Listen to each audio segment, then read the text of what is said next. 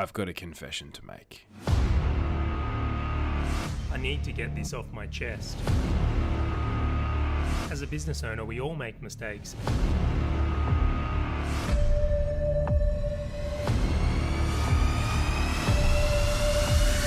I've got to confess. Hey guys, it's Charlie from Confessions of a Business Owner here, and today I'm bringing you another special guest episode from Matt Jones of the Tradie Web Guys, and also runs a fantastic podcast called The Site Shed. Now, Matt has a fantastic and interesting business where his demographic and who he works with specifically is mostly tradies, or I suppose we'll call it service trades people in general. So Matt, thank you for joining me on the show. How are you doing? Very well. Thanks for having. No, I'm thrilled to have you be here. I'm really glad we got to put this together because I saw you at an event not long ago, and you pulled me up on the idea of the podcast, and you're like, I've got a cracker for you. Like, I have a cracker of a confession for you. And I was very intriguing. By the way, beautiful pitch. Actually, I think I actually pulled you up on the fact that I'd recorded a podcast with you before and you blew me off. I think that was what happened.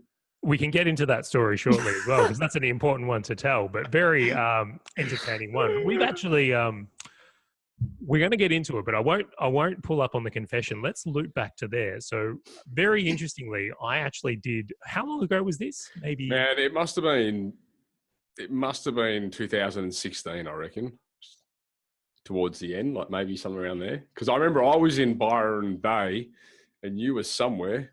But this was when you were running the digital agency, and I wanted to get, we were going to talk about AdWords, I think it was, on the show. And it was all go. I think we even recorded the podcasts. We did. Yeah, I don't even know why that didn't go live. Well, I'll look at it, but from there, what's fascinating is when we recorded the podcast, it's like we recorded an episode, and I'm just going to assume it was a fantastic episode. Of course it was. But interestingly, I was going through a very challenging point in my own life. Like, I was having some real challenges in my own business. And I'm sure, as you have as well, just struggling to come up from air and fulfill on the things that I was obligated to. So through circumstance, it didn't end up that we obviously published that episode or even had any other works come through. And I look back on that, and I must admit, it's like, you don't feel good about when those things happen in your business at all. Oh, well, it happens, mate. That's part of the journey, I think. Absolutely. Yeah. Well, it was good to reconnect at Dave's event. It was, and what a great event that was. So shout out to Dave Jennings and the Systemology event. I really enjoyed that one. I thought there was a lot of really good content. The MC was pretty ordinary, but apart from that, it was a spot on.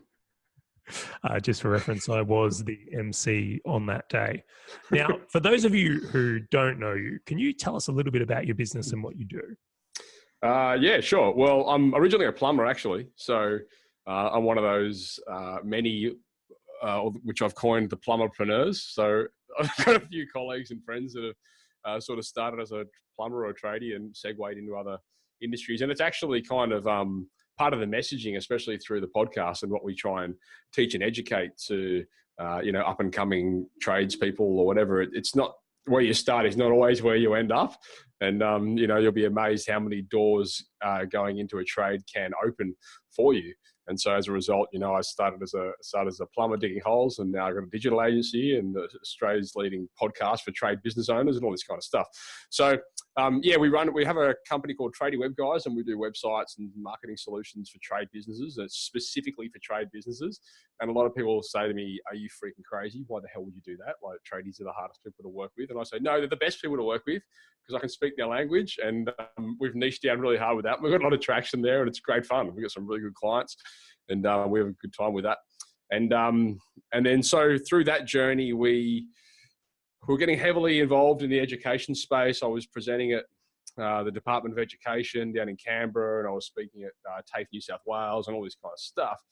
And I thought, man, I really like doing this education stuff, but I feel like I'm only speaking to the tiny room that I'm in, and it's not really, reaching the market. It doesn't have the market reach that I would like. So I thought, clearly everyone else loves to hear the sound of my voice.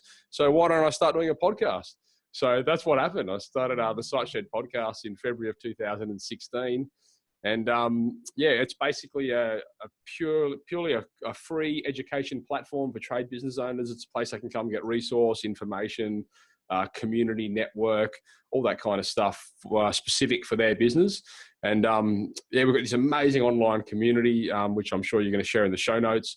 And it's incredible. Like, we've just grown this amazing community of business owners all around the world. And we've got so much stuff going on in that group right now, which I can't really talk about because it's a bit hush-hush. There's some really cool stuff that's kicking off, but it's just been an amazing journey and everyone's just frothing on it. I think it's very cool, and I think you've got a fantastic business, but I think I might be a little bit biased because I'm actually also a plumberpreneur. Oh, that's right. Yes, I did know that. Yeah. So what I think you've done really well is your niche, though. You guys have absolutely dialed in who you work with, and I think there's a lot of power in that. And I think, yeah, a lot of credit to you on what you've done from there. And guys, I will make sure I put a link to the Facebook group that Matt is referencing there. Any tradies who do come and listen to this show, please check that one out. I think there's a wealth of resources available to you from that group. And I have to say, what better reason is there to start a podcast than knowing that everyone likes the sound of your voice? Like, it was funny when I started. You're probably in the same boat. Like half of my mates were like, "Dude, are you joking? Like, the last person I want to listen to on the planet is you crapping on in my ear while I'm driving around. I get enough of it on the weekends." But yeah, I had to remind myself that that's my mates may not necessarily be my target market. And as it turns out, I was right. So yeah, absolutely. Yeah. It is funny when you do. Podcast? Sorry, I'm not absolutely, sure. You can go for it. You can say, you can drop F-bombs. You can go nuts here. It's a freedom of speech scenario. Right on. Now, what I find fascinating, and I think you're probably someone with the perspective to share a lot on this. It's like, I often get the question when people hear that I'm a plumber. It's like, well, that's a big jump to go from doing, plumbing or being in the trade to going into a more internet-based business and even doing marketing services. For you, what led to the transition? I was working. I went and did the standard. When you finish TAFE, you go travel for a few years around the world, and I came back and I like the industry. I still like the industry, to be honest. Like, I quite miss. I don't know about you, but I quite miss the hands-on, like standing back and looking at something you built side of it. Like, I really used to like that. I got a satisfaction out of doing that. Absolutely. But anyway, I was still in the industry. I knew I didn't necessarily want to be out there digging holes and clearing sewers, but I knew I had more to offer from a business perspective than that. So I took a role with a company in Sydney, and we were importing technology out of Europe, and we were selling it throughout Asia Pacific. And so it was big ticket items. We're selling it to plumbers, but it was, people would spend, a couple $100,000 on this setup, and on a couple of occasions they'd come to us and they'd say, "Dude, if I don't start selling this shit, I'm going to be sleeping in that trailer you just sold me." So I was like, "Well, man, you got to start marketing it. Get it on your website." And they'd be like, "Well, I haven't got a website." I'm like, "Well, you need to get a freaking website." So they're like, "Well, how do I do that?" And I said, "Oh, don't worry, I'll just go do one for you." So I went off and for a couple of these guys, built a couple of websites. And then they were like, "Oh, could you reckon you could do one for my mate? You can do one for my mate, do one for my mate." And I was like, "Oh yeah, probably I could do that." So then I started doing a couple more. And after a while, and I was hating my job, by the way, I should clarify. I was hating it. And I thought, you know what? Screw it. I'm just going to go and start my own business. And I don't know if I feel like, sometimes when you, like when I was in a job, I was just always angry. Like, I just did not like the people there. I thought everyone was stupid. All the processes were backwards. And I was like, but you couldn't tell them. And then when you start working for yourself, you realize that, well, what you think doesn't necessarily apply. And you've kind of got to go through the school of hard knocks yourself. But regardless, I quit my job and I started my own business. And that's how I ended up where I am today, effectively. So we started doing websites just for plumbers, and then that very quickly, we outgrew that and we went into all trades, and now we just do trades of all sorts. So yeah, it's been an interesting journey. A fantastic natural progression, it sounds like. Yeah, but I mean, I'm sure we're going to get into it when we talk about the confessions. I went about it, I was completely ignorant, and I went about it all backwards in the wrong way. And if I had my time again, I would certainly do things different. But it's one of those scenarios where you don't know what you don't know, and it's actually funny because that journey that I took has kind of sculpted a lot of the resources and the tools and the education that I now deliver. So you sort of learn through your own mistakes. And then now I'm in a position where I can kind of educate people about, what they should be doing and how they could be doing things better, based off the mistakes that I've made myself. So I think that's kind of a powerful lesson that other people certainly shouldn't have to endure. One of the things I'm finding in running this podcast and listening to a lot of confessions is the similarities between them, like how in a lot of cases, I'll say in like 95% of cases, is whatever challenge someone's come to ends up being one of their strengths. So it's like through making the mistake, it almost forged a part of them that became better. Yeah, well, I mean, I guess that's a metaphor for life, really, isn't it? What doesn't sort of kill you makes you stronger. Absolutely. I suppose it's how you handle it, like there's, if you think about it, like life is just made up of a series of rejections and downfalls and lessons. It's how you embrace it and respond to it that really makes the difference. So, yeah. What I find fascinating is the lie I keep telling myself, like I don't have to keep going through that. Like I've done that enough now. I've learned enough lessons and made enough mistakes, but inevitably there's more to come. Oh, no, you got to love the mistakes. So this makes a perfect segue then into the confession itself. So what is your confession? And then let's go into the story of it. Yeah, I effectively stole IP. So it was completely ignorant. And it was kind of a situation where the company, the guy that I worked for, I really respected. I still do. I think he's one of the best guys that you'll ever meet. I had a few other issues with other people in the company. Well, one in particular, but won't go into that. But I just felt like when I was in that position, I was so like just trapped in like a mediocre scenario where I just really couldn't explore my talent. And I thought, you know what, I'm just going to go and do my own thing, and I'm going to come back to him and show him what I've done and impress the pants out of him and get him to support it and all this kind of stuff, like completely ignorantly. Like I don't know why. Like after leaving my business and doing some business coaching programs and they're going through all these training courses and that kind of stuff, I look back on it and I think, what the hell were you thinking, man? Like it's just so retarded. But look, in retrospect, he was fine with it. Like he didn't really care. But effectively, what happened was there was, obviously we were dealing a lot with people that needed these services, and I effectively reached out to these people and offered these services to them, but it wasn't my list. It was, his list, or a small segment of, I should quantify. But he by rights could have absolutely drilled me. It would have been a bit of a waste of time because it's hard if you're trying to take someone into court for nothing. Like if you haven't got anything, it's hard to sue people for something. But effectively, he would have had the right to do that, and he didn't. So to his credit, and I'm grateful for that. But yeah, it was just an ignorant situation where I suppose I didn't really understand the ecosystem in which I was endeavoring into, and I didn't really have any idea as to the legal implications or any of that kind of stuff. It was just, I want to do this, I'm going to go do it, let's do it, bang, go, and you're done. And then at that point, it's too late. So that kind of forced the hand of, well, okay, you basically, it's tight, you either, you got to get out, really. Like it was the kind of those scenarios. And I was like, I already made my mind up at that point, obviously. So I already started my own business. But that was sort of the big step into my own business, basically. So it was a bit of a rough and turbulent time. Well, it's, as you said, sometimes we don't know what we don't know. And in hindsight, you may have not thought that taking this IP was necessarily a bad thing. You just thought it was how it was done. But certainly not the greatest move. No, that's exactly right. And at the time you'd think, well, how else would you do it? Like, what do you mean? Isn't that how it's always done?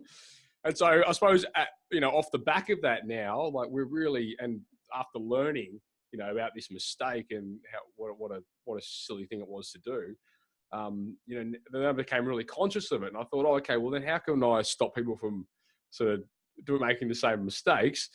And so we sort of started exploring all these programs. And I know you're very familiar with G Suite now. So we help a lot of companies set up, G Suite for their organizations to give them protection over their IP in scenarios where people, they can store their documents and their processes. And if people leave or if they want to remove permissions for something, they have that flexibility and they have that control. So it's kind of done full circle. So But, just to clarify that, you now help business owners set up their business, or tradies specifically, so they can avoid doing the thing you do exactly. to someone else. Exactly. What a freaking hypocrite. But yeah, that's basically it. Making a rite of passage. I like it. Yeah. Oh, well, I mean, it's fine. I mean, I know, I know after going through that ordeal that it was like quite a concerning issue for the company as well, because they were like, well, how did this even happen?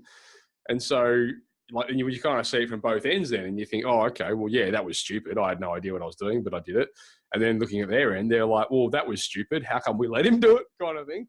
So when you can put yourself in a position then when you can help other companies from going down that same path, that is a powerful tool, and you can it sort of certainly makes it easier to sell when you tell people the scenario. So when you say IP, what are we referring to it here? Was it business documents? Was it systems? Like what type of stuff? No, it was just database, but like it was some contacts basically. But it was contacts. It was in a phone, and the phone, when you go home, plug it into your computer, and then it charges and it's synced, and that was basically it. So there was no documents or anything like that. But with that aside, that is stuff that could potentially be. I mean, I worked in a business that didn't have any systems or processes, so stealing them was never going to be an option anyway, ignorant or not. But I mean, now I think like there's so many companies have such a big movement towards that sort of business, which is fantastic. And I know you're a massive advocate of it yourself, and so. Like that IP is getting more and more valuable, and it's more and more increasingly important for companies to be able to keep control of it and have I suppose, a platform that can give them the ability to remove permissions or, remove a certain person from seeing a certain document or whatever it may be. It's very timely, this confession. And I mean, with all the news of like Facebook, I know, right? Analytica, GDPR, like right now, in the world, like it's a very fascinating place, and this is a very important topic. Is like number one is like we won't name the company obviously that this happened to, but if you're working with a company and that's your data is that easily stolen, like you've got some issues now. People can come after you. And I think when we're in a world as well, and by no means am I like the expert on this sort of stuff, but when we're living in a world where there's we've got so many remote teams, and we've got people that are offshore, and we've got BOYD, bring your own device, policies at work, and all this kind of stuff. Like that risk is getting greater and greater from a protection perspective, and it's not like the old days where everything was stored in filing cabinets on a wall, and you come in there and you pull the filing cabinet off, and if you wanted to steal that, you'd have to go and photocopy it. It's not like that anymore. If you're somebody who got access to a file, if somebody's got an email that's not tied to your domain and you're sharing information with them, like it makes it extremely hard to remove those permissions and get that information back in the event that they move on. So yeah, I think it's an interesting space from a security perspective.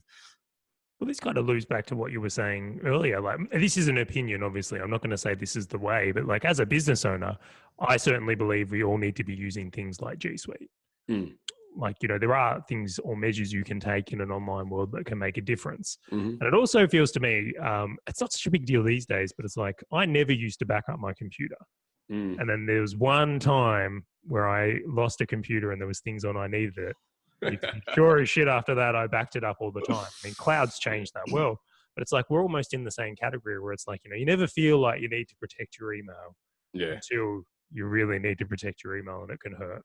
Yeah, exactly right. And and that's one thing. I mean, I go through this constantly with clients, that whole that discussion around shit, my computer's busted and I've lost all my emails, and I'm like, oh, you idiot. Like, if you just had this set up on this one program, I could lose my computer tomorrow and it would make no difference whatsoever to my business, because I could just go get another one, plug it in, and everything would be back there, right back to where it was, So having that flexibility, and I don't know about you, but one of the reasons I started, I wanted to set up an online business was so I had more flexibility and I wasn't tied to location. Like, as a plumber, you're very location dependent.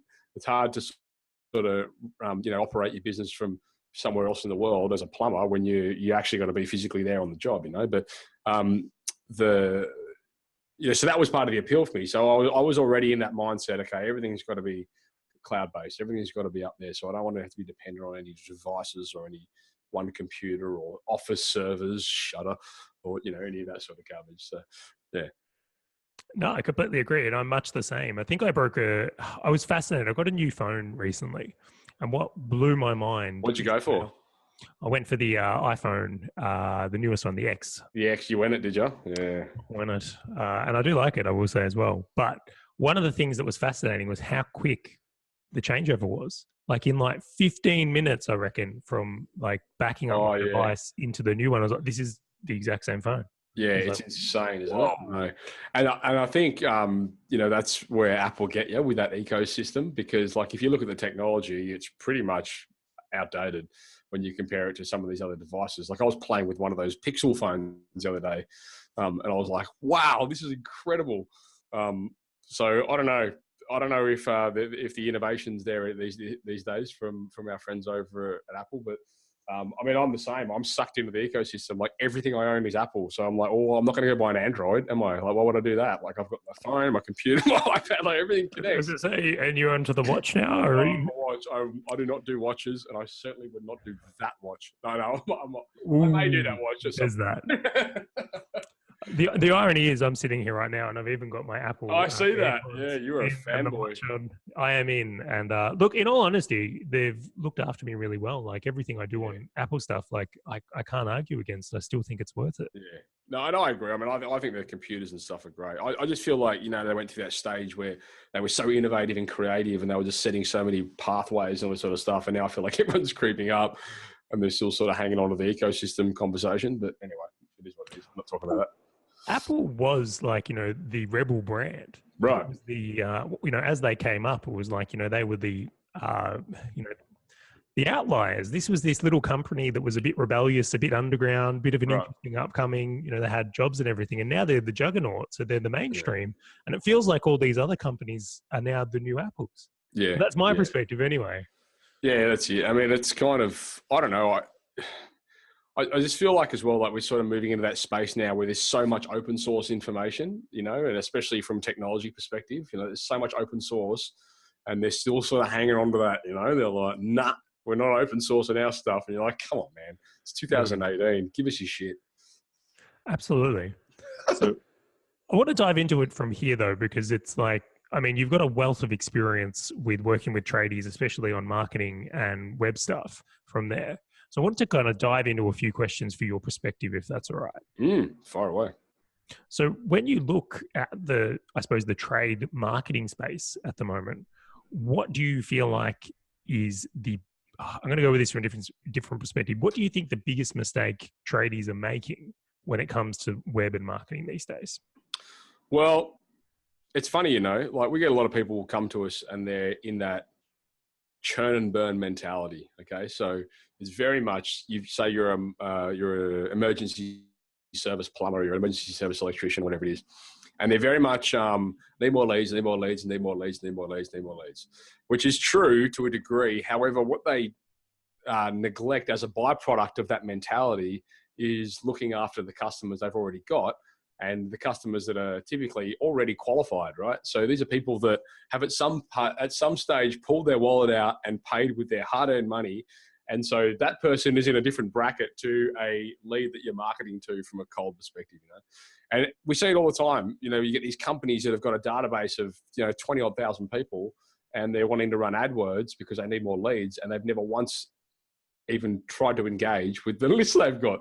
So I think that's the biggest mistake with business owners. The trade business. It's probably not trade business owners either, to be fair. It's probably business owners, period. I will say it. I'm backing it right now. I think that's I'll say it's one of the, we can't definitively, but it's I will say across the board, that is one of the biggest things. There is a very leads and sales attitude to and there's low hanging fruit everywhere in these databases. Right. And it's a mentality thing as well. There's just so much, people get so caught up in the bullshit mindset of, well, no, I don't want to be nagging people. I don't want to be nagging my list because I hate getting emails and all this kind of stuff. But they tend not to I tend to forget that you don't have to always be trying to sell shit to people. Like, if people have come to you and they're looking for a service, or, if you're a builder, for example, and somebody's come to you because they're after a quote for a renovation, like, why would they not want to see information relevant to renovations that's coming from you between the time they speak to you and the time they do or don't engage you? Like, if you're proactive in, educating them throughout that period, then it's a no-brainer. Like, you're going to be the person they'll pick over somebody who's made no effort whatsoever. It's not always a price battle. I completely agree. The funny thing is, I think we forget is, like, we all can say we don't like marketing. Like, we don't be like marketed to. It's like, it's got a bit of an icky feeling. But I tell you right now, like, I'm an avid cyclist. And if you're a cycling company, I want to see your stuff. And if it's good, I want to buy it. Exactly right.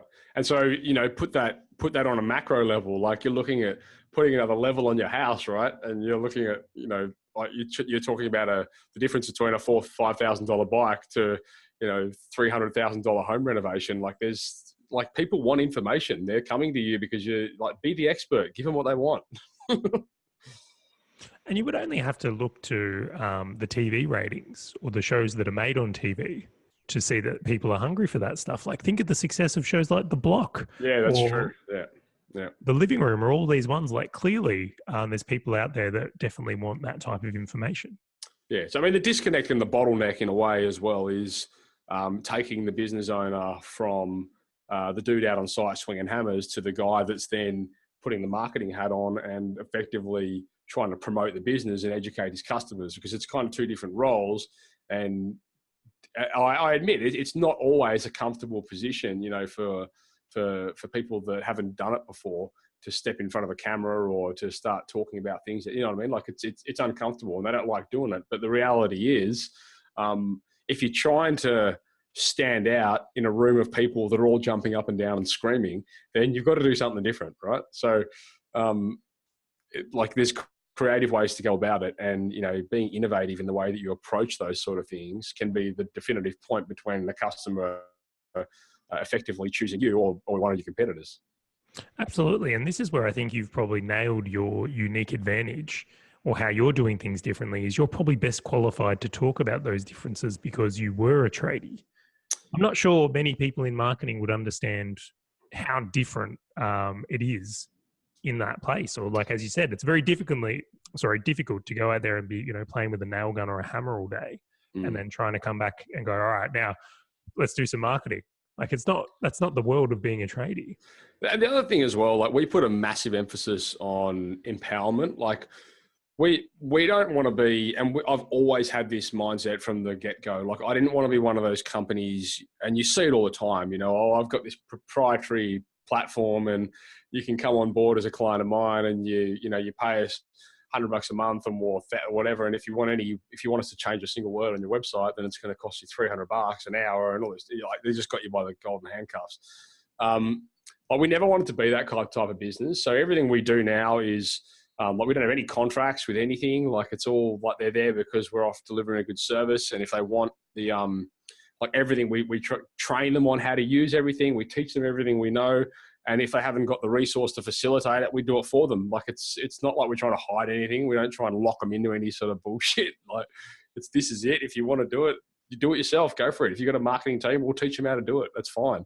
But, it's just being able to be there to support in the instance where they're not, because we appreciate as well, that their time is probably very likely not best spent out there doing that stuff. Like, they should be out there on the tools and building the business and, sending out quotes and chasing quotes and all that kind of stuff. So, we appreciate that. So we want to be able to step in and fill that void if they need it. But some companies don't need it. Some companies have resource. So why not let them do it themselves?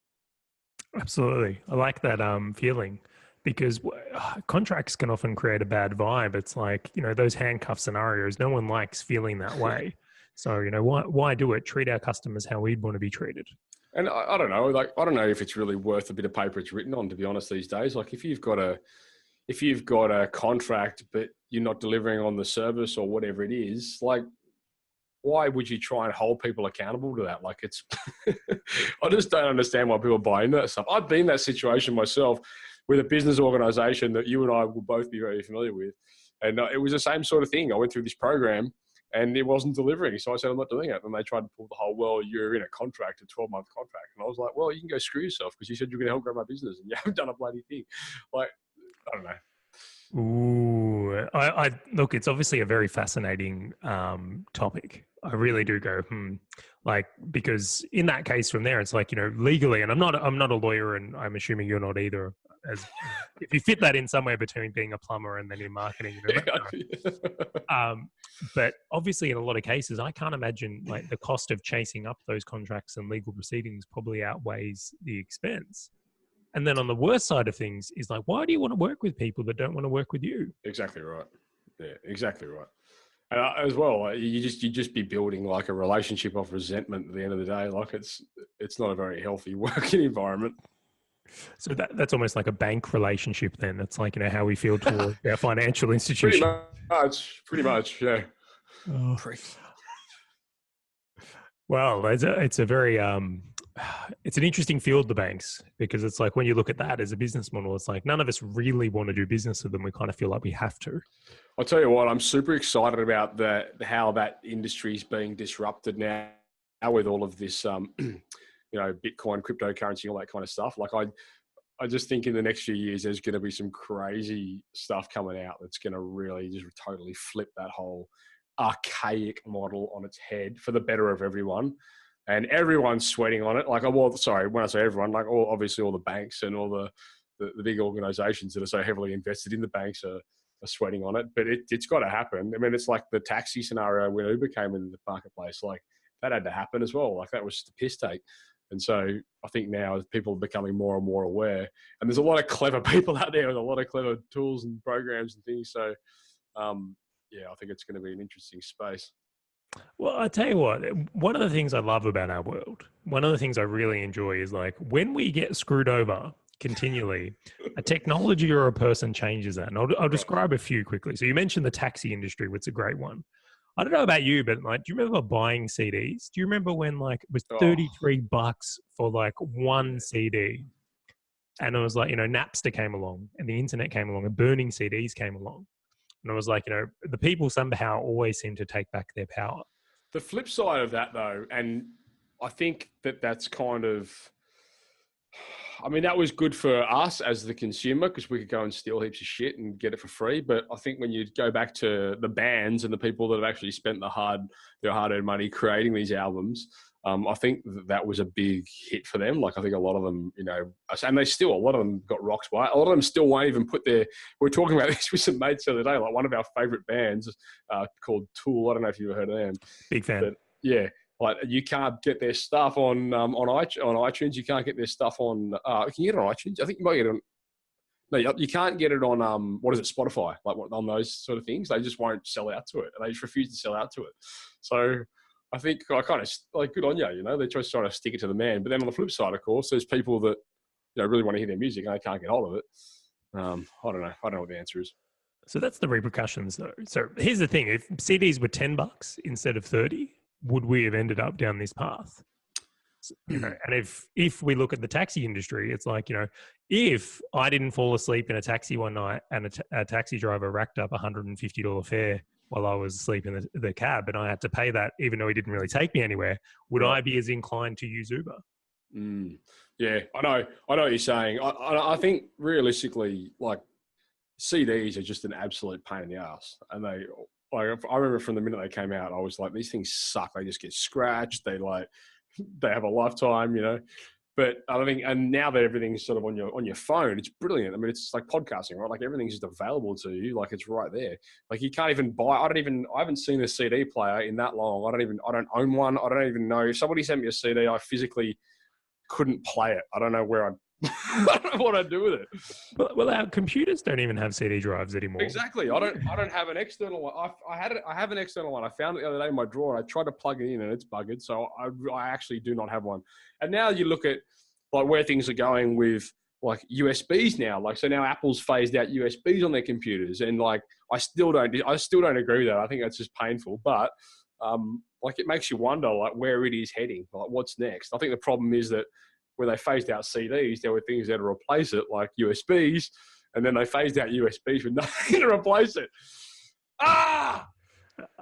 So I take it you're in dongle life as well, like me. Which is an interesting one, nonetheless. But this is a really great kind of segue in, like, obviously technology is just changing the world, and you've been like in this business in a time of dramatic change. How have you seen this technology affect the trades? Well, I think what I've seen is like a lack of, like a lack of people wanting to take ownership of their asset. And I think they sort of fall back on things they don't control too often. And that's often as a result of technology.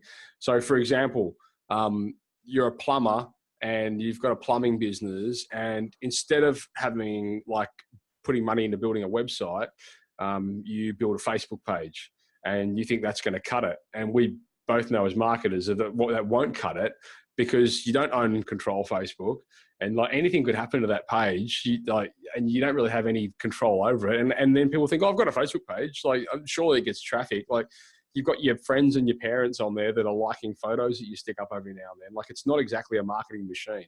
So, taking control of that asset for business owners, with a website, you're in a position where you can really, you can put content on it that you own, and you can share that content to your Facebook page if you want, which drives people back to your website where they can become part of your community and your email database, and you can build your asset. Like that's more valuable. So I think technology has kind of skewed the reality of like what's important to a degree. But I think now it's kind of coming back, and people are kind of realizing, okay, well, I need to have some control over this. And there's a lot of program. I mean, as you know, there's so many apps and programs and things like that available as well. So like understanding what app suits what business in what scenario and what you should use where. I mean, I don't know about you, but I've literally been through every CRM program I think on the face of the earth, and or customer relationship management for the listeners out there. And like, I feel like there's always, it's evolving so often and so frequently. Like you're just like, oh my God, like where do you stop? Like where do you go, okay, I'm just going to stand here and I'm just going to use this. And if anything comes in, I'm just going to reject it. Like, I don't know about you, but I see stuff coming. I'm like, ooh, and I just want to go and explore it and see it. I've literally got a list of software that I just want to look at and get demos on. I know, right? Yeah, it's exciting. And it is exciting, but it's a freaking waste of time. And I think if we just spend enough, like our energy, like getting good at the one thing or just selling out to that one program, there'll be other stuff in that might have a new feature or it might do something the other one doesn't. But at the end of the day, like if it's going to save your, 2 weeks of learning how to use it and getting your team onboarding them and all that sort of shit, like I just question whether it's worth it at the end of the day. Something I like to do is like, especially when you've got a team, is like I try not to change it too often because it can disrupt work. But right. I think at least once a year, you've got to sit down and really assess what tools am I using and is this the right thing? Yeah. So, and I try to do most of that like myself, because I know the team go, oh, this is great. Let's get one of these. Let's get this. And I go, okay, cool. Just send it across and I'll have a look at it. But you kind of got to take it all with a grain of salt at the end of the day. Absolutely. But one of the ones particular that stood out to me, which didn't exist when I was, in the trade many, many years ago now, is like ServiceMate, like how easy it is to log jobs and invoice.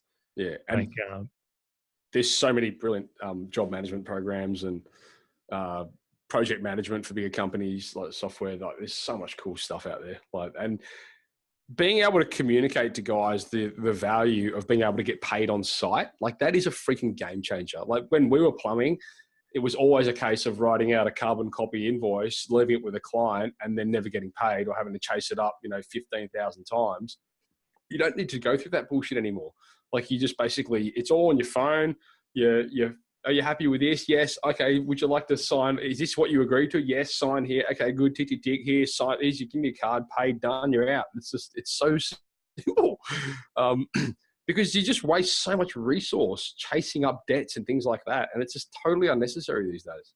Absolutely. I think that's one of the phenomenal things that's kind of come from this space. So I'm a big fan of what's happened there as well. It's brilliant. Yeah. I mean, it's almost like when you look at iPads and things like that, like it's almost like they were designed for trade businesses, really, because they've just totally they've given those business owners, like service-based business owners, the ability to, don't worry about the computer in the office. You can just take your iPad and you can take it with you wherever you go. And it effectively does the same thing, and you can achieve everything you need to achieve off it. Like it's like it was tailored for them. It really was. And they're probably who got the biggest jump benefit, I think, because it became ultra portable as well. And I was quite fascinated as well. And I don't know if this is service made. I will say this: I'm not down with all the ones or softwares in this space. But even for a business owner, be able to see where all their vehicles are, like Right. at any one time, I look at it and go, "God, we wouldn't have got away with anything when I was." I know, right? I think that created a like the business owners rejoiced, and team members were just resented the shit out of them because they were like, well, if I want to go and sit down and have a meat pie down at the harbour, then I'm going to do it, and like business owners were like, hey, mate, what are you doing down at the harbour? So it kind of I think it all shifts. Hey, the balance is restored. Yeah. And so I think now, like, obviously, like where it is handy, and I've seen this firsthand, like a lot of companies can use those programs and that technology to actually help their technicians get to the job, like in a better route. So say, for example, they're looking at, okay, they're here and they've got to get to here. And like some of this technology will say, don't go this way because it's like chock-a-block full of traffic, go this way and you'll save 20 minutes and you'll get there on time. And that's important. I mean, especially if you're in like a big city, like you're in Melbourne, I'm in Sydney. Like this morning, I mean, I don't commute, thank God, but this morning I went and met one of my team members over in the city, and it took me an hour to get from the Northern Beaches to the city, and that was at 6 a.m. Like, it's insane, right? So, I mean, I physically could not do the commute anymore. I don't know how people do it. Like, it's just a nightmare. So when you're doing that all day, every day, and then you stack on the fact that you've got, 7 or 8 trucks on the road, like that becomes a significant loss of time and money. So, if you can alleviate 20 minutes here and there through some sort of technology, then man, that's gold. Like that just pays for itself. That's money saved right there. 100%. Yeah. So when we look at tradies these days, then on the other end of the spectrum, what are the common things you see with those that are having, I suppose, a lot more success or really hitting it out of the park? I would say typically like processes, to be honest. Like there's like a lot of the guys, and I don't mean like from, business system structure. I mean, a lot of them do have that in place, but like even just like at the basic level, like the way that they'll take a job, they book a job, they send a technician, then the way they followed up the job, and they, you know what I mean? Like just like little touch points of professionalism along the way. They seem to be the guys that really do quite well with it. So, and the people that realize as well that it doesn't matter what business you're in today, you're effectively in the education space. So you can fight it all you want, but at the end of the day, if you're not the guy out there adding value through whatever means it is, and I can't think of a business that doesn't apply to, it's like you've got to be in that space of being willing to add value and educate. Otherwise, you just look like somebody who's trying to do the hard sell constantly. So absolutely, I completely agree with that statement. So yeah, I mean, I'd say some of the biggest, the most successful companies, they invest in training. They invest in training their staff. They invest in technology. They invest in their customers. Like they want to educate. So they've just got sort of a different mindset, different approach. I suppose when you're like to a lot of the other competition out there. One of the things I find interesting, and this is probably more commonly, is that you would think that when I see business owners that are constantly being frugal, so they're constantly looking at trying not to spend money. Yeah. It's like one of those things where it's like I often feel like they're probably not having the success they could. Yeah. But on the reverse kind of it, like, the guys I see hitting it out of the park are the ones that really have this kind of like investment mindset. Like everything, it's like they're just like, I'm investing in my team, I'm investing in assets, I'm investing in marketing, I'm investing in training. Like they're always pushing for that, what to invest in type of way. I think like one of the big paradigms, and I'm forever grateful for the fact that with my businesses, I didn't have the capital to invest into things. I didn't have funding. I didn't have support or backing or any of that sort of stuff. Like I bootstrapped it. It's always been bootstrapped. And I think when you build a business like that, you learn to appreciate relatively quickly what's worth investing in and what's just effectively going to cost you money. And so, like, for example, you know, and I see this all the time, you know, you'll see a young guy come out of TAFE, go start up his a business, and, you know, and then the first thing he does is go out and buy a $70,000 ute. And you think, you idiot, you know, like, yes. But I was that guy, and you were probably that guy too, right? Like, you're kidding. My ute was only 52,000. Exactly. That was 40 years ago when you were 20. Yeah. This is the reality, right? Like so there's good investments and there's good times to spend money on certain things. And I think you learn this as you develop as a business owner. Like I've done it. You go buy a car and you're like, why the hell did I buy that car? Like it is killing me. And like, I should have spent that money on building a website or like marketing or, you know, something like teaching me something that could generate money that would cover the loan repayments for a car. And you know what I mean? Like, you know, it's hard to learn that shit, which is one of the reasons why I started the side shed. So where people can come and they can get access to resources and people and industry experts, tools, techniques, all that kind of stuff, where they can ask these questions and they can get them answered by people that have not, first of all, that are experts within that field, but second of all, people that have actually walked the path. Because when you go and speak to an expert, and that's one of my catch cries from the get-go is always beware of specialists. Because, you know, if you go to an AdWords specialist and what you really need is SEO, guess what? You're leaving with AdWords. And if you go to a web designer and what you really need is, you know, some SEO on your current website, well, you're leaving with a new website. So just be wary of specialists. That's always been one of my catch cries. But the same applies when, you know, when we're talking about spending money. Like, you just got to, like, if you can, it's so nice sometimes to go, oh, I just really wanted to drive a new car because they just feel so nice. That's great, but that's a shit reason to buy a car. Like, you've really got to quantify and justify that investment. So absolutely, I think there's a lot of truth in that. And hopefully, if what you just said, if one tradie hears it and doesn't buy the ute and puts that effort into their marketing and sales, they'll be phenomenally better for it. Right, because it's a matter of time before that money that you invest wisely will be able to return you that kind of the money that can, you know, afford you the car.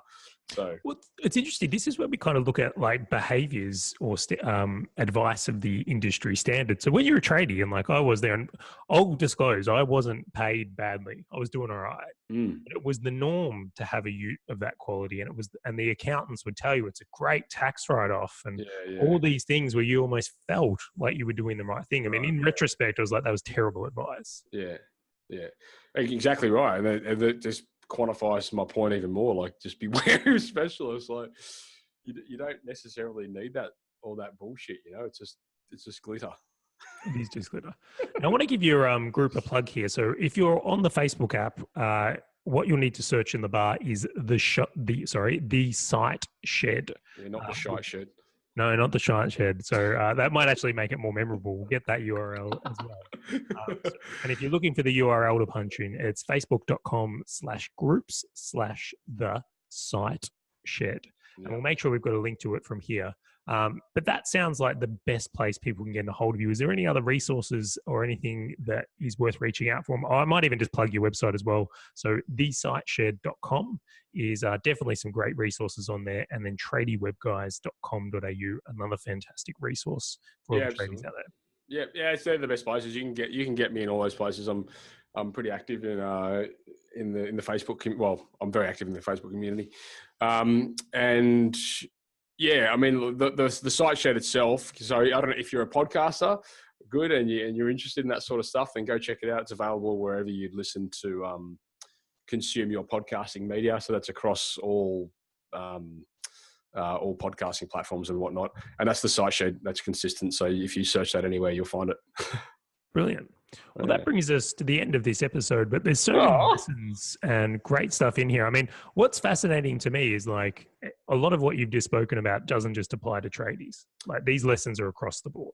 Right. And so this is one of the things, right? Like You and I both know that at the end of the day, a trade business is a small business. And so the information that's relevant to a trade business owner is still relevant to business owners. But the reality is, from a marketing point of view, if I was trying to run a business podcast, period, then it's very hard to get traction in that space. However, because I've chosen to do that and niche myself towards tradies, as a result, we've got a lot of traction, and we're the biggest podcast in the country, and we're growing massively in the United States. So this is something that I encourage to people out there as well, like the listeners and the viewers. Try and if you're in an industry, or you're in a specific vertical, try and target a niche, because it's what can help you stand out as the expert. And it doesn't mean that you necessarily have to turn work away from other verticals. What it means is you're getting your foot in the door, and then once you're in the door, then you've got the right to cross promote or whatever it is. And trades are a great example of that. You'll say, "Oh, I'm the plumber. What do you specialize in?" "Well, everything." You're like, "Okay, cool." So does everyone else. But if you're a pipelining expert or a hot water specialist or whatever it is, that's from a marketing perspective, that's a dream, because you're niching yourself, and it makes it a lot easier to get wins as the hot water expert. And once you're in the door, then you can really start cross promoting. "Oh, by the way, did you know we did block drains? By the way, did you know we do this? We do that," all that kind of stuff. So that information, that's relevant, like you say, to business in general. There's pure gold in what you just said. And it's very, very true. I think a lot of businesses out there are struggling because they refuse to pick their niche. Yeah. So it's a very, very wise thing. But the thing that distinguishes a tradie business in my mind is the amount of times they'll say the word knackers. So, knackers? No, knackers. Doing knackers. My boss used to say that all the time. I'll never forget it. I have no idea what you're talking about. Explain yourself now. This must be a Melbourne thing, but it's something very much in tradie life. Is I felt like all the heads of the companies never knew anyone's name. Right. They would just call everyone knackers. Knackers. That was the go, but it was widespread. Every company. Really? It must be a Mexican thing. Must be a Melbourne thing by the sounds of it. Anyway, Matt, we'll wrap this one up from here. Thank you so much for being on the show and sharing so much from that one. Guys, as I mentioned, I will put all the links to where you can come and check out these Facebook groups and websites. But thank you so much. That's it for this episode. Peace out. Peace out.